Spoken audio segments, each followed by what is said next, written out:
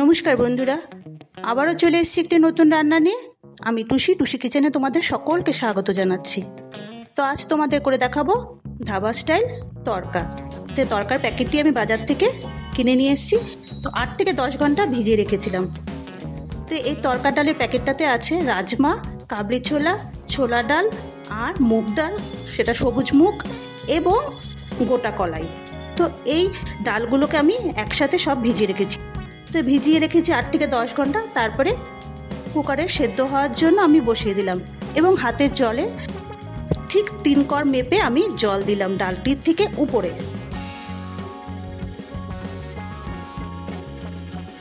তো এখানে সেদ্ধ হওয়ার জন্য আমি কুকারে বসিয়ে দিলাম এবং 3টা সিটি দিয়ে নামিয়ে নিলাম।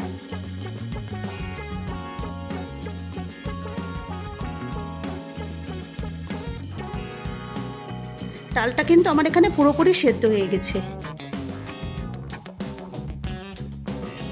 এবার ডালটাকে পাশে কুকারে বসিয়ে দিলাম, ডালটা আরও সেদ্ধ হতে থাকুক।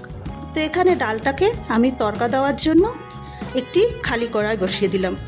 এখানে দিয়ে দিলাম প্রায় বড় আকারের 4টি পেঁয়াজ। তো বন্ধুরা, এখানে আমি যখন পেঁয়াজটা দিয়েছি আমার ক্যামেরাটা অফ করা ছিল, যার জন্য আমি দেখাতে পারিনি। তো পেঁয়াজটা দিয়ে একটু নেড়েচেড়ে দিয়ে দিলাম 1 বাটির মতন টমেটো কুচি, ঠিক 3টে টমেটো কুচি। তারপর দিয়ে দিলাম রসুন কুচি, 2 টেবিল চামচ লঙ্কা কুচি দিয়ে দিচ্ছি অল্প লবণ। যেহেতু আমার ডালটা সেদ্ধ করার সময় অল্প লবণ দেওয়া ছিল, দিলাম পরিমাণ মতন হলুদ গুঁড়ো। এবার দিয়ে দিলাম 1/2 চামচের মতন আদা কুচি। মশলাটা কষানোর জন্য দিয়ে দিচ্ছি সামান্য পরিমাণের জল দিয়ে দেব লঙ্কা গুঁড়ো। দিয়ে দিচ্ছি সানরাইজের তড়কা মশলা প্যাকেট, সেখান থেকে আমি 1 চামচের মতন দিয়ে দিলাম।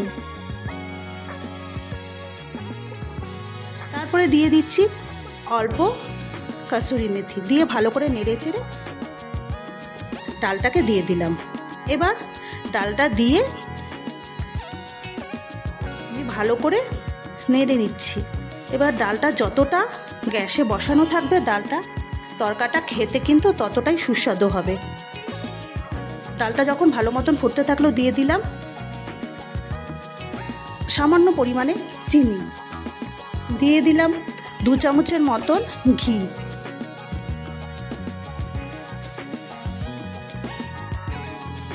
আবারও একটু মেথি দিয়ে দিলাম, দিয়ে দিচ্ছি 3টে কাঁচা লঙ্কা। এই কাঁচা লঙ্কাটা এই সময় দেওয়ার কারণ, কাঁচা লঙ্কা থেকে একটা হালকা গন্ধ বেরোবে। এবার ডালটাকে ভালো মতন জাল করে নিচ্ছি, এবং ডালটা যত জাল হবে তত খেতে কিন্তু সুস্বাদু হয়। তো বন্ধুরা, প্রায় ঘন্টাখানিকের মতন গ্যাসের ফ্লেম একদম কমিয়ে বসিয়ে রেখে দিয়েছিলাম। তো তড়কা রেডি। এবার আমি গরম গরম বাটার দিয়ে সার্ভ করব। তো বন্ধুরা, যদি আমার এই রকমভাবে তড়কা রান্নাটা তোমাদের ভালো লাগে, একবার করে দেখো। কেমন হলো কমেন্টে জানিও, চ্যানেলটি সাবস্ক্রাইব করে নিও। ধন্যবাদ।